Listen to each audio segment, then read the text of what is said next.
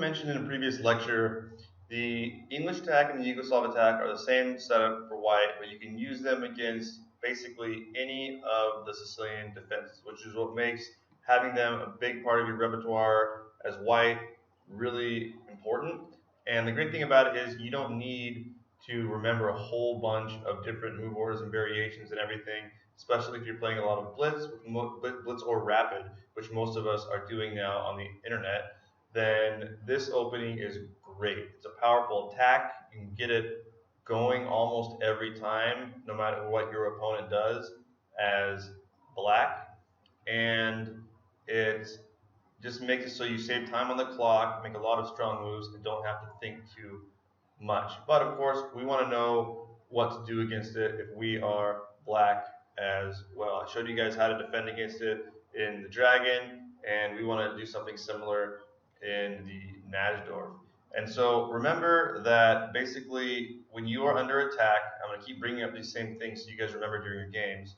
You want to relieve the pressure and either defend, counterattack, or trade off pieces. Trading off pieces almost always benefits the defender because it relieves pressure and it relieves attackers. Now, of course, all of these things are generalizations and just have to calculate to make sure that the trade that you're making will not hurt you or lead to some tactics. You have always to calculate. It just goes without saying, basically, at this point, that you always need to calculate between each and every move.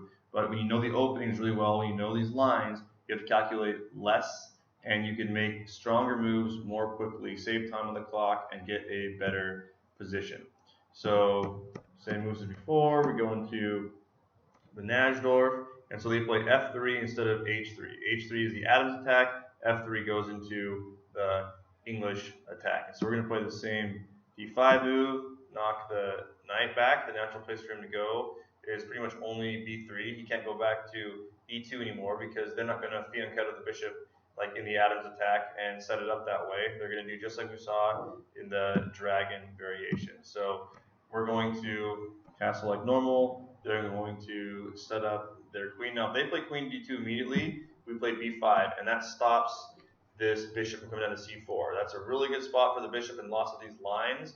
Although once the knight is already on B3, it makes less sense for the bishop to go there. Usually the bishop want to go there earlier in one of the first few moves. And then that goes into the Fischer-Sozin attack, which we're also learning about in the course. And Fischer used that to great effect against the Najdorf himself. So we're going to look at that line as well. So playing B5 here, it just makes a lot of sense in a lot of these variations. It stops the bishop from coming down. It allows you to make this knight move if you need to. And it allows for expansion on the queen side. So this is what you want to see in the Najdorf. But notice, unlike the dragon, without the fianchettoed bishop here, everything is much more solid. It's harder to open up the king, and it takes more moves for the pawn storm to reach the king when you're playing the Najdorf. So it's easier to defend in the Najdorf than it is in the dragon, but you don't have as much of an aggressive response either because the dragon has that really good bishop aimed at the opponent's castled king, and it allows for those tactics that we saw in that lesson. And so here you can fianchetto your bishop, and they will start a pawn storm against you. And so we're going to keep developing. We're not going to worry too much about the pawn storm. We don't want to take time to move our pawns forward in front of our king. It takes away from our development, our counterattacking chances, and it also weakens the king. Almost always you want to keep the pawns flush unless for some reason you have to move a pawn forward if some tactics are about to happen where you're going to get checkmated to lose material, right? So you always have to calculate. But in general, we want to keep pawns in front of our king flush. It takes longer for the pawns to get there, and it allows us to make our moves. Maybe we'll put our queen here on C2 once again, opposite the opponent's king. If we can line up a rook and make a battery, and their opponent makes a mistake or later on fails to a tactic and has to move his queen, you can sometimes win this pawn and either get a checkmate, or if the king is moved, win a pawn with check, and it's just a threat that is hanging in the air that white has to always keep an eye on. Whenever we have these kinds of threats, we may not achieve winning a pawn or getting anything out of it that actually gains us material or a checkmate, but the point of it most of the time is that it keeps your opponent's pieces from being more mobile. If he has to keep a piece here to defend this pawn, once I have a rook over here, then he can't be moving as many pieces over here. He can't move his queen over and attack. And so we always want to have threats hanging in the air. The threat of moving his pawn forward and knocking that knight off. The threat of him moving a piece and having the queen bear down on his king and have this pawn be pinned. Now maybe we can put a piece here, depending on what his pieces are doing, and his pawn is pinned.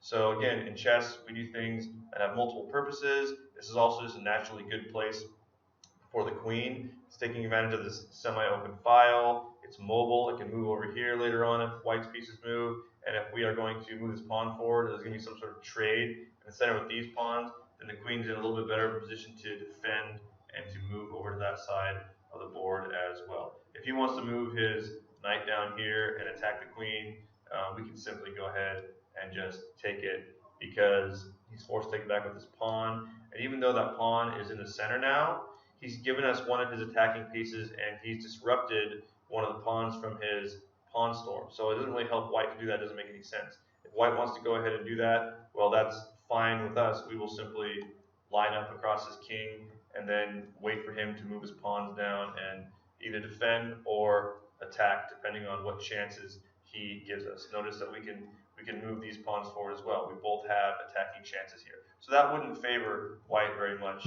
to do that. We're not afraid of making those kinds of trades. Again, remember that with black, you're trying to equalize the position. When you're playing a Sicilian, you're in a defensive position, although it's sort of an aggressive counter-attacking defensive position. And so trades like that will benefit you. White doesn't benefit a lot from making them. It doesn't really make much sense.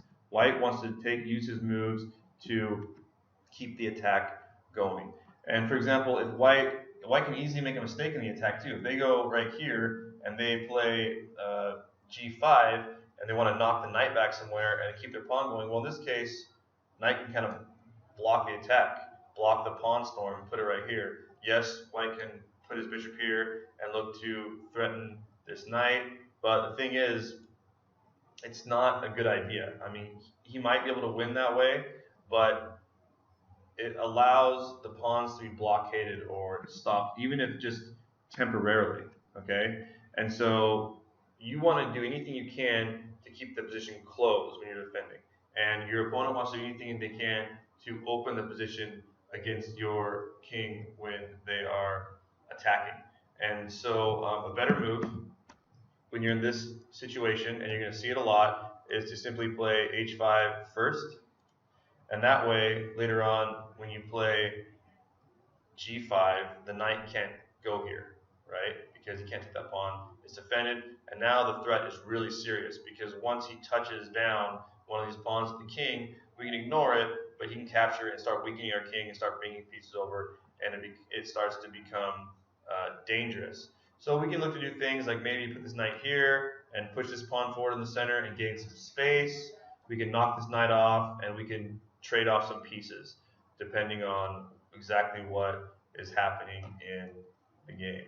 Now, if you move this knight, we pretty much have no choice but to put it here. Oftentimes, it can be a good thing to do to put a knight on e8 when you're defending, because you're defending one of the pawns in front of the king. And so when he comes down, if he wants to immediately come down and attack you, we don't want to take this. We don't want to open it up and allow his attack to come. Basically, we've got a couple things we can do here. We can put this pawn up on a6 and let him take here and just take back, which wouldn't be all that terrible. His bishop has no tactics coming down, but he has weakened our king, and he has allowed his queen to get lined up against. So starting to get a little bit more dangerous, but he doesn't have any kind of a decisive attack yet.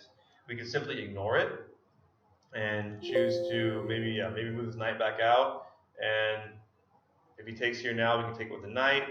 Either way, he's going to start having some chances. So be really, really careful.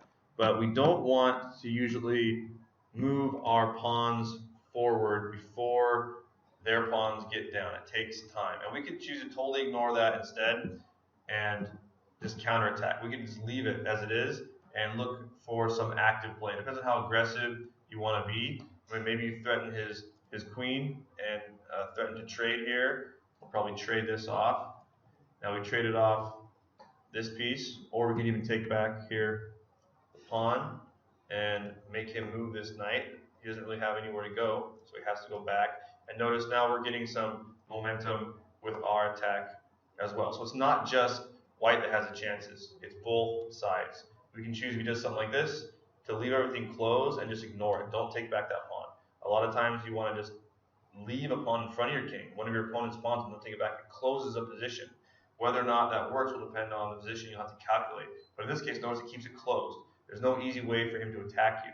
And if he wants to bring his pieces over now and attack this G7 pawn, that's one of the reasons why it's nice to have that knight. Now we have a knight defending this pawn, the only pawn that's vulnerable, and we have two pieces defending it. Now we can't move the rook over here because of this pawn, but we could take this with our king at a later time. We can move this bishop right here to f3, and you can't easily attack this piece. Meanwhile, we have some threats going ourselves.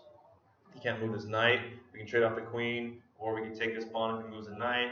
And so it's just a really fun strategic game to play. And both sides are going to have chances, but black, you just need to know how to defend and know some of the typical things to do. Okay, so that's one example of how a English attack will play out. And white will usually benefit from being really patient. When you're attacking, you don't want to just barge through. To this point, white has been doing a lot of good things, but now this would be premature. Notice that we saw that you can defend against it. So don't be in a rush when you are in the attacking position. Set up your pieces so that your attack will be really effective when it finally does come. For example, this bishop hasn't been moved yet, so it makes sense to take this bishop out and put it either here on e2 to support the attack and allow the rook to swing over, although that blocks the queen, or you can even just put it here on d3, and notice it's aiming at this h7 square, so if anything moves here later, it'll be in a good position and it doesn't block any of these pieces from coming over. So let's say, for example, you see something like this. Now white can move the rook over, and we're just going to be playing some normal chess. Maybe now we want to open up the center here, get some space. If he takes, now we're taking, and it's going to look really good. So white won't want to take right there, probably. Just keep swinging pieces over. Now he's got lots of pieces lined up on our king, starting to look really dangerous, but now maybe we can relieve some pressure, open the center up, look to have some of our own threats, and we're going to be playing some really fun chess. Okay, so the English attack is a great weapon for white. It's good in all of the Sicilian defense positions, but if you know how to defend against it for black, then the Najdorf is very playable. And as I said before, even though you might have less attacking chances than in the dragon, it's easier to defend the Najdorf than the dragon. And when you're playing blitz, the goal is to be able to make a lot of strong moves quickly so that you save time on the clock while also getting a good position at the same time.